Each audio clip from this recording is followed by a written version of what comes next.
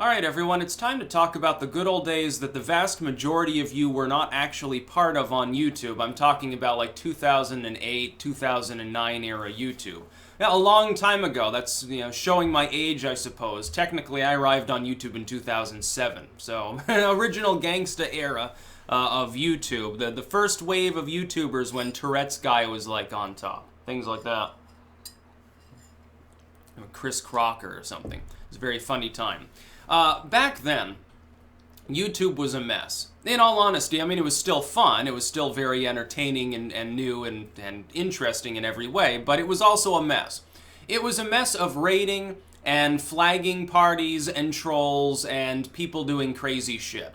And I don't mean crazy shit like, oh, the videos were edgy and stuff. Well, yeah, that too, although some of the content that's allowed now arguably has been edgier, at least until very recently. No, YouTube, at the time, had no specific protections in place for people who had maybe opinions that were unpopular, to defend themselves against being raided by other people that didn't like them.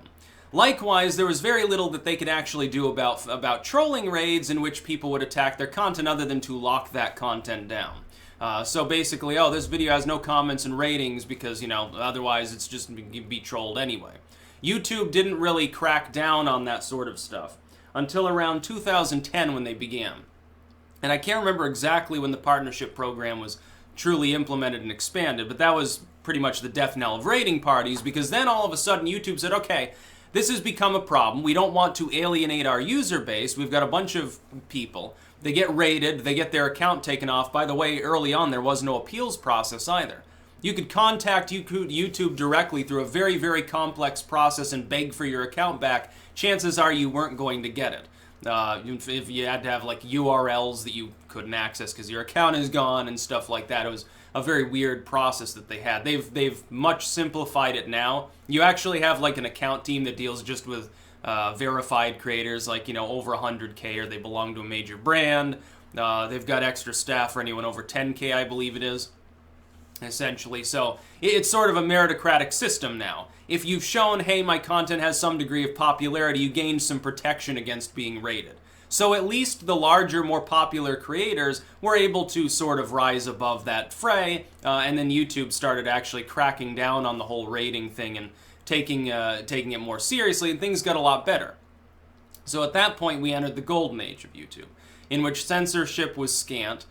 People understood there were no real problems on the platform, things were functional, and also early on there were a lot of glitches on YouTube. YouTube now looks more like YouTube a la 2008 in everything but the sense of buffering, really, than it does golden age YouTube up to about the middle of 2015. Or I should say the end, or around the time of the election when all the NGOs start getting uppity and saying, oh no, there are political problems because people have the wrong opinions, essentially what it boils down to. Here's what I would say. With regards to the suspension of bearing, Venti gets a strike for, I guess, month-old content or something. Now she can't stream. Progressive Voice got a strike on old content. High Impact Flicks has been banned. Dapperton was banned, although he's back. And in many cases, I will say this, in all honesty, YouTube's been okay at restoring people who have been flag rated, but it takes a while, mainly because it's constantly happening. With regards to this, though, YouTube has incentivized it. They need to understand that the majority of the time that a larger creator is getting down is illegitimate, and yet they're not supplying any additional protection. What they did to make YouTube good, to put the golden age of YouTube into effect, they took care of flagging raids by favoring creators who had any established presence whatsoever. They'd been there a while, they got a little bit of an audience. We're going to not assume that just because 3 or 4 people have flagged a video that it needs to be taken down and they're guilty until proven innocent. That enters you into the golden age of YouTube. That, and of course, you no longer have the glitches on site. But now they've screwed their notification system up. The subscription system, they're considering screwing it up and abandoning the concept of a chronological subscription system. It's the worst idea I can think of. They've allowed a bunch of third parties to begin policing content on the site. They accidentally hired a bunch of staff and didn't fully train them before deploying them, and that was a big problem. You'll remember that. That was so bad YouTube had to apologize for it. They actually had to come and say, yeah, we sort of jumped the gun with this one, we're sorry, and we've restored a bunch of accounts. Because it was a glitch, it was a problem. Something was lost in translation in the training session, I suppose. now you have a glitchy, problematic YouTube, in which, once again, if a large enough group of people decide that they don't like you and organize on a Discord server, they might be able to take your channel down for a few days. That's essentially what it boils down to. A lot of these, like with Dapperton, before the strikes get removed, they were obviously illegitimate, and yet it took him days to get restored. So you have incentivized groups of people to raid, and they're apparently not getting in any trouble for doing this. I can tell you, some people thought that they're using like bots. I don't think that they're doing that.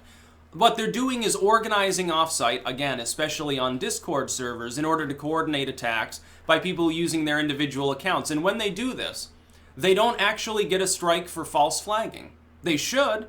If the strike is reversed, whoever issued, in bad faith, that, oh, they're harassing, oh, it's spam, whatever, should themselves get a strike. That's what should happen. That would disincentivize it. The rating would quickly disappear. Or at the very least, it would be considerably less. That's what YouTube should do. They need to begin prioritizing creators. And not just priority creators, not just Jimmy Kimmel or NBC News. There are people who have spent, in some cases, upwards of a decade on the platform, have audiences in the six-figure total, that are getting their channels taken down. They complain, they appeal, they have their fans step in for them, they've got other creators to back them up. They eventually, almost invariably, are getting the strikes removed. In some cases, a single strike, in some case a total suspension of their account. There are, 90% of the time it seems to get reversed, and yet YouTube's not taking that seriously. They don't seem to understand. The majority of the time, those are illegitimate strikes. And it's gotten worse. I'm sitting there and I'm saying in the last 72 hours or so, or I should say, in the last week, a half a dozen people that I personally know of their content, I'm fans of or associated with, have either gotten illegitimate strikes or their channels removed. That's a lot of people considering the number of YouTubers that I'm actually involved with to that degree. Like more than just I've seen a video by them. More like I sometimes watch their streams, or I've done a VR like with Progressive Voice or whatever. That's a pretty good proportion of people who have had some sort of problem in the last week. That's pretty high, again, high impact. Flix is gone. There are others that people mention. All of these people should be restored that have been banned. I mean, it's like with Bering. Bering ultimately is a comedy figure more than anything. He supplies sarcastic satire. He's also got a backup account that has 98,000 people on it. Link in the description to that, and if he gets over 100K, it'd be very funny if he ended up with another silver play button. He's like, oh yeah, YouTube fucked my main channel. Let a rating party take it down for no reason, but now they're sending me another button. It's gonna be hilarious. It would be hilarious, honestly. Yeah, I would say, in his case. Totally illegitimate. There's no way that those strikes, and the strikes, I think, if I remember correctly, were for spam. They weren't even for harassment, or it's offensive, it's sexist or bigoted or something. It's for spam. So somebody, I guess, that just didn't like him for some ideological reason probably decided to go through all of his metadata and nitpick about the tags. And this has been a problem too. And this is why, by the way, most of these people are getting restored, because it's really easy to argue, hey, the tags are not spam. They're totally mundane. They relate to the content of the video in some measurable way. By the way, back in the old days, a lot of people did fuck with the tagging system. They would put in tags that had nothing to do with the video. I was always very careful not to do this, specifically because I knew that eventually there would be a crackdown. And for the most part, it's good to do that, because if someone's like, oh yeah, I'm going to put a bunch of sexual commentary in the tags in hopes of getting a bunch of weirdos to watch something that's it's like, oh, here's my slideshow of pictures of birds or something. Yeah, that can be a problem. It clutters up the site. But then you've incentivized people to misuse it. The YouTube has shown that if you are ideologically a moral busybody, a pissed off individual, you can at least inconvenience people that you don't like. You probably can't permanently remove them, and eventually YouTube hopefully will crack down on this and go back to the way it was before it started partnering with NGOs that are perpetually fear-mongering and trying to absorb money. But in the meantime, it's difficult. Yeah, it's difficult for a lot of creators. There's some people, they literally make their living making, streams and shit. You take them and you tell them they can't stream anymore, it's going to be a little bit of a problem now, isn't it? YouTube has decided to side with moral busybodies who will be laughed at in a few years. In a few years, the majority of these groups that are so offended and outraged are going to be laughed at. They'll be a running joke. It's already kind of begun, but it's gonna get more pronounced over time. The so-called progressive, which is really just this paradigm of stupidity, the moral panic will die down. It's innate that it's going to happen.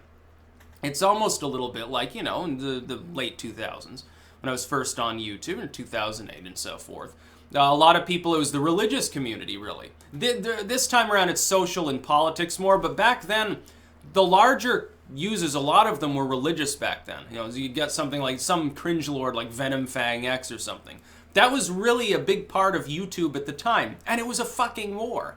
For several years, it was non-stop battle between people whose ideologies clashed. I can remember, the shit between Blue Fire Witch and a few of her Wiccan flunkies, and groups of Satanists, and they would spar and attack one another constantly. And back then, if you got a strike, there was no way to appeal it, really. It's basically like, fuck you.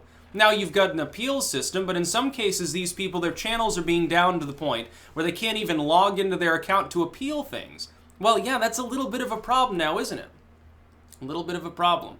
And it's definitely coordinated. It's just a matter of why it's being coordinated. In some cases, I'm going to tell you, it probably boils down to nothing more than someone has a personal vendetta, gets together with some other people and fucks with an account. YouTube has incentivized that. YouTube has created a situation in which there is a decent reason why people who have a stick up their ass should act in a way that is disruptive to the entire platform, especially to larger users. The thing is, this disproportionately affects your top user base, especially those who delve into religion, politics, philosophy, and things of that nature. It disproportionately affects the people near the top, specifically because they're the ones, you got a bigger audience, you probably also got a bigger number of critics. People who don't like you. You're outspoken about it. You're like an advocate for Hinduism or something. Yeah, you might have pissed people off for spiritual purposes. Maybe they decide to try to raid you. It's essentially what happens. That's about all. Peace out.